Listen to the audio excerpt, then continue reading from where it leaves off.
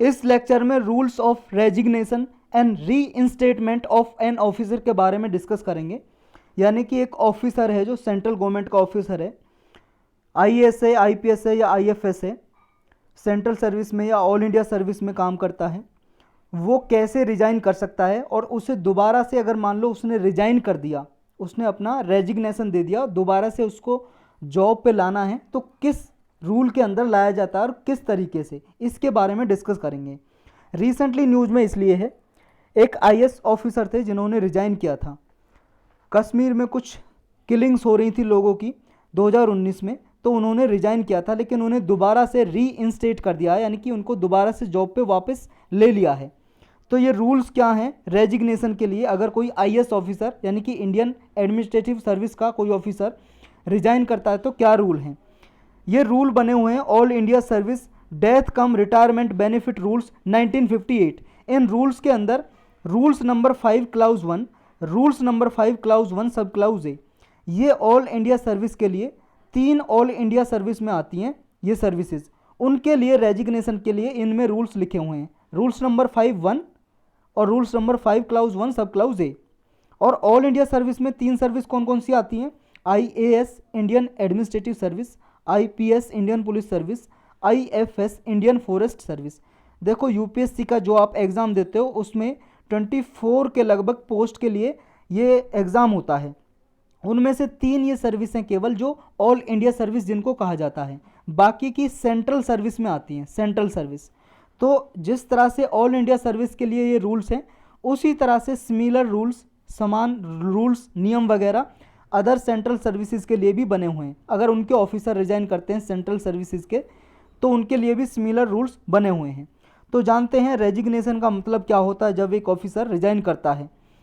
जब एक ऑफिसर को रिजाइन करना होता है, मान लो किसी आईएएस ऑफिसर को रिजाइन करना है, तो वो राइटिंग में देता है, राइटिंग में देता है, वो इमीडिएटली भी रिजाइन कर सकता है तुरंत, और वो फ्यूचर डेट भी उसमें डिफाइन कर सकता है कि मैं, मान लो ये मई चल रहा है और मई से मान लो उसे जून में रिजाइन करना है, तो डेट दे देगा अपने रेजिग्नेशन की, मुझे 2 जून से रिजाइन करना है। तो उसमें क्लियरली, रेजिग्नेशन में क्लियरली लिखा होना चाहिए और उसमें कोई कंडीशन नहीं होनी चाहिए, अनकंडीशनल होना चाहिए, कोई शर्त नहीं होनी चाहिए उसकी रिजाइन करने की। और जो रेजिग्नेशन जब सर्विस से करता है तो ये बिल्कुल डिफरेंट होता है वीआरएस से। वीआरएस होती है, देखो गवर्नमेंट में कोई भी सर्विस करता है, मान लो कोई आर्म्ड फोर्सेस में है, सैनिक है कोई, अगर उसने 15 साल की जॉब करी है तो वीआरएस लेके आ सकता है वापस। वीआरएस का मतलब वॉलंटरी रिटायरमेंट स्कीम। तो वीआरएस में ये होता है कि उसे पेंशन भी मिलती है, पेंशन भी मिलती है। अगर मान लो किसी पोस्ट में पेंशन का प्रावधान है हमारे इंडिया में, जैसे आर्म फोर्सेस के लिए, तो वीआरएस लेके आता है तो उस आर्मी के, नेवी के, एयरफोर्स के सैनिक को, सोल्जर को पेंशन भी मिलेगी वीआरएस लेने के बाद। लेकिन अगर कोई सेंट्रल गवर्नमेंट में रिजाइन करके जाता है, रेजिग्नेशन के बाद उसे पेंशन नहीं मिलती है, ये चीज़ आपको जाननी है। अच्छा, ये सबमिट किसको करते हैं रेजिग्नेशन, जैसे आईएएस ऑफिसर हुआ या कोई सेंट्रल सर्विस में हुआ तो रिजाइन करेंगे, रेजिग्नेशन किसको सबमिट करेंगे।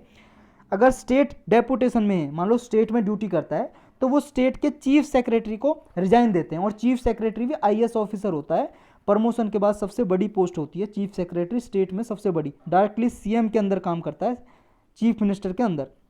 और अगर मान लो सेंट्रल डेपुटेशन में, सेंट्रल डिपार्टमेंट या मिनिस्ट्री के अंदर कोई आईएएस ऑफिसर काम कर रहा है, तो उस केस में जिस भी डिपार्टमेंट के अंदर वो काम कर रहा है, उस कंसर्न मिनिस्ट्री का जो डिपार्टमेंट है, उस डिपार्टमेंट के सेक्रेटरी को अपना रेजिग्नेशन देगा। जो मिनिस्ट्री या डिपार्टमेंट है फिर उसे कंसर्न स्टेट के कैडर में, यानी कि जैसे मान लो आपका सिलेक्शन हुआ यूपीएससी में, आईएएस, आईपीएस या आईएफएस जो भी बन गए आप, और आपको कैडर मिला, कैडर का मतलब कोई भी एरिया, मान लो नॉर्थ इंडिया में कोई एरिया मिल गया, पंजाब हरियाणा का, राजस्थान का, या आपको साउथ इंडिया में केरल, तमिलनाडु या कर्नाटक का, तो किस कैडर में आपका, उस कैडर में फिर उसको भेजते हैं रेजिग्नेशन को, फिर उनकी रिकमेंडेशन पे फिर काम करते हैं आगे। तो ये प्रोसेस सारा कैसा होता है रेजिग्नेशन जब सबमिट करने के बाद, ये देखते हैं। स्टेट लेवल पे देखते हैं पहले। स्टेट लेवल पे ये है, स्टेट लेवल पे वो रिजाइन करेगा, मान लो कोई आईएएस ऑफिसर, और अपने देगा चीफ सेक्रेटरी को रेजिग्नेशन। फिर उसका देखेंगे कि विजिलेंस स्टेटस क्या है उसका, ऐसा तो नहीं है उस पर कोई करप्शन का केस चल रहा है, कोई भ्रष्टाचार के केस तो नहीं चल रहा है उस पर, अगर कोई पेंडिंग है केस, ये देखते हैं।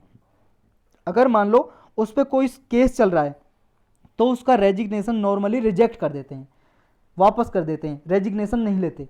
अब आप कहोगे उस पर करप्शन के चार्ज पहले ही चल रहे हैं तो रेजिग्नेशन क्यों नहीं लिया? क्योंकि भाई साहब करप्शन के चार्ज चल रहे हैं तो फिर तो उसको डिसमिस करा जाना चाहिए ना। उसे रेजिग्नेशन क्यों दे रहा है? उसका रेजिग्नेशन दिया तो उसका मतलब उसने खुद रिजाइन दिया है, तो उसका तो यानी कि एक तरह से सम्मान बढ़ेगा, ऑनर बनेगा। लेकिन अगर उस पर करप्शन के चार्जेस मान लो साबित हो गए, तो करप्ट हो गया, तो उसे गवर्नमेंट डिसमिस कर सकती है ना। तो इसलिए उसका रेजिग्नेशन रिजेक्ट कर देते हैं अगर उस पर करप्शन के चार्जेस चल रहे हैं और उस पर इंक्वायरी बैठी है, कोई इन्वेस्टिगेशन चल रही है। अगर सेंट्रल लेवल पे है तो सेंट्रल लेवल पे जो कंपिटेंट अथॉरिटी होती है वो कंसर्न्ड कैडर की रिकमेंडेशन के बाद काम करती है। Only after recommendation of concerned cadre. Concerned cadre का मतलब जिस भी स्टेट में वो मान लो जॉब के लिए गया है, मान लो उसे कैडर मिला, यूपीएससी में सिलेक्शन होगा, आईएएस आईपीएस मिला, जिस स्टेट में भी वो जॉब करने के लिए गया वो उसका कैडर हो गया। तो उस कैडर के रिकमेंडेशन के आधार पे ही कंपिटेंट अथॉरिटी लेती है उसका रेजिग्नेशन पे आगे प्रोसेस चलाती है। और कंपिटेंट अथॉरिटी कौन होती है?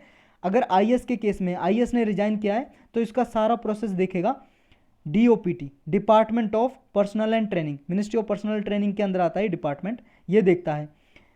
अगर आईपीएस ने रिजाइन किया तो मिनिस्ट्री ऑफ होम अफेयर्स के अंदर आएगा। अगर आईएफएस ने, इंडियन फॉरेस्ट सर्विस के किसी ऑफिसर ने रिजाइन किया है तो ministry of environment, forest and climate change के अंदर आएगा। और जो डीओपीटी का मिनिस्टर इंचार्ज होता है वो खुद प्राइम मिनिस्टर ही होते हैं, ये लगा लो। प्राइम मिनिस्टर देखते हैं, अगर आईएएस ने रिजाइन किया तो उसके लिए डिसीजन खुद प्राइम मिनिस्टर लेते हैं।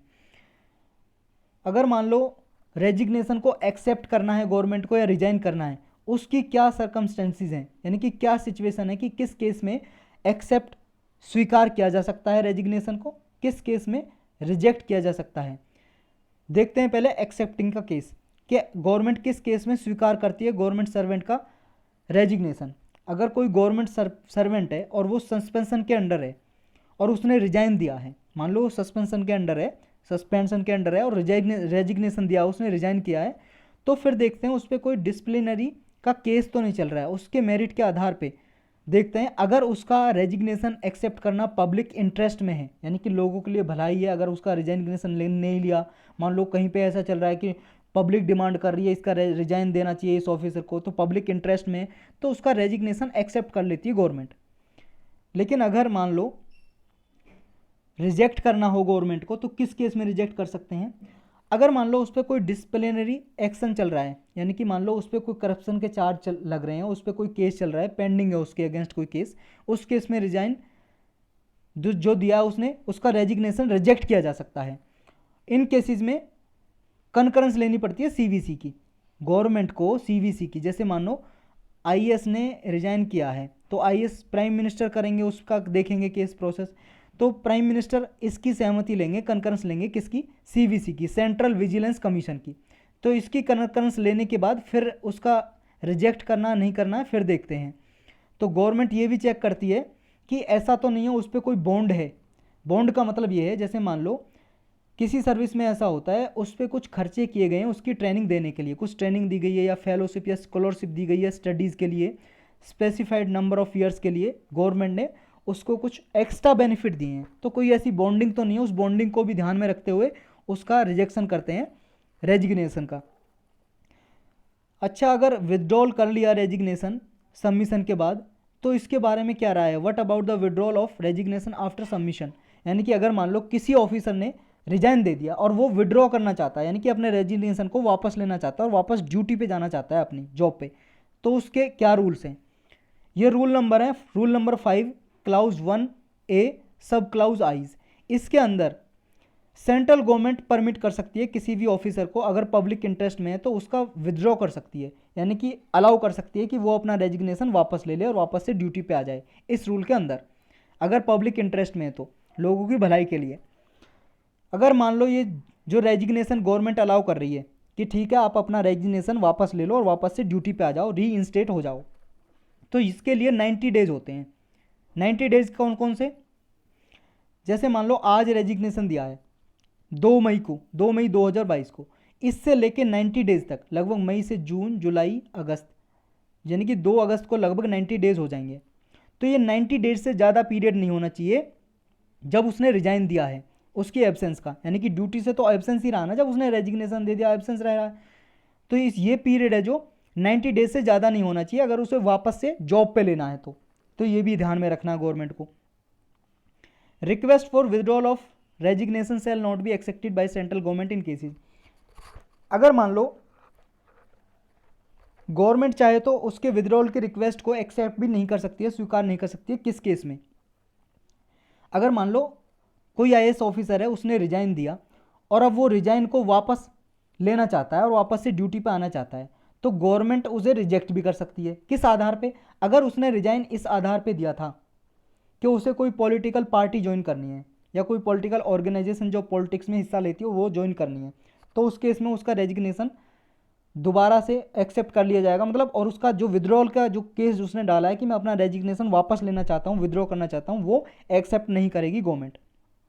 दूसरा केस ये है, अगर कोई पॉलिटिकल मूवमेंट में वो शामिल हो रहा है, हिस्सा ले रहा है, रेजिग्नेशन दिया और पॉलिटिकल मूवमेंट में उसने हिस्सा लिया, कोई राजनीतिक आंदोलन में, या उसने किसी इलेक्शन में, किसी भी लेजिस्लेचर का या लोकल अथॉरिटी का इलेक्शन है उसमें पार्ट लिया, हिस्सा लिया, तो भी उसका जो दोबारा से रीइंस्टेट नहीं किया जाएगा, यानी कि उसका फिर रेजिग्नेशन अपना वापस लेना चाहता है ना, वो उसको वापस नहीं लेने दिया जाएगा, रिजेक्ट कर देंगे उसकी रिक्वेस्ट को। रेजिग्नेशन ऑटोमेटिकली विथड्रॉन हो जाता है। कब? किस केस में? अगर मान लो जैसे कोई कंपिटेंट अथॉरिटी को रेजिग्नेशन दिया किसी आईएएस ऑफिसर ने, और आईएएस ऑफिसर ने जब रेजिग्नेशन दिया और उस कंपिटेंट अथॉरिटी ने अभी तक कोई एक्शन नहीं लिया, यानी कि एक्सेप्ट नहीं किया, उससे पहले ही ये आईएएस ऑफिसर जिसने रिजाइन दिया है वो विड्रॉल की रिक्वेस्ट डाल दे, वो कह दे मैं अपना रेजिग्नेशन वापस ले रहा हूँ और दोबारा से ड्यूटी पे आ रहा हूँ, तो उस केस में ऑटोमेटिकली जो रेजिग्नेशन है विदड्रॉ हो जाएगा और वो दोबारा से अपनी ड्यूटी पे आ जाएगा, दोबारा से री इंस्टेट हो जाएगा, यानी कि ड्यूटी ज्वाइन कर लेगा। तो यही थे इनके रूल्स।